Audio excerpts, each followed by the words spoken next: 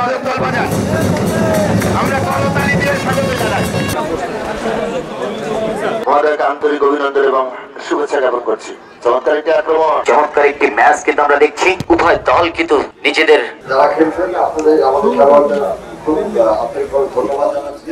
আমাদের যে খেলাধুলার সাথে যারা যুক্ত আছে, বিশেষ করে আমাদের ডিএফএ জেলা সভাপতি জাকির সাহেব আছেন, আমাদের চেয়ারম্যান আমাদের সেক্রেটারি আর মেয়র সাহেব আছেন, আমাদের ডিসি সাহেব আছেন, এসপি সাহেব আছেন, আমার সমস্ত নারী আসলে এমপি মহোদয়, সকলের প্রচেষ্টায় আগামী দিনগুলি থেকে এভাবে আরো একটা খেলাধুলা আমিও চেষ্টা করবো। শুধু ফুটবল নয়, ভলিবল, আমাদের ক্রিকেট, হকি খেলার তো জায়গা নেই, কাবাডি আছে, এখানে সুন্দর স্টেডিয়াম বানানো আছে।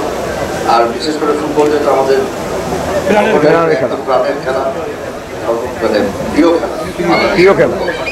যদিও ক্রিকেট অনেক এগিয়ে গিয়ে ফুটবলের উপরে আমাদের মনোযোগ দিতে হবে। আমরা চেষ্টা করবো বছরব্যাপী আমরা যেন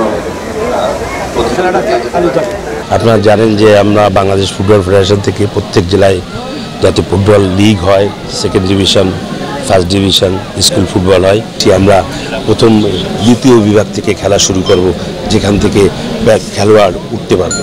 পরবর্তীতে আমরা আমাদের একটা রুটিন করেছি, ফার্স্ট ডিভিশন, স্কুল ফুটবল। পরবর্তীতে আমরা সেই আবু নাসের স্মৃতি গোল্ড কাপ, যেটা অনেক দিন হয় না, আমরা আশা করি সেই আবু নাসের স্মৃতি গোল্ড কাপও আমরা শুরু করতে পারবো। আমাদের মূল উদ্দেশ্য সারা বাগেরহাটে ফুটবল এবং ক্রীড়াঙ্গনকে ফুটবল মুখর রাখা। আমাদের মাননীয় প্রধানমন্ত্রী খেলা বান্ধব সরকার এবং ফুটবল বান্ধব সরকার।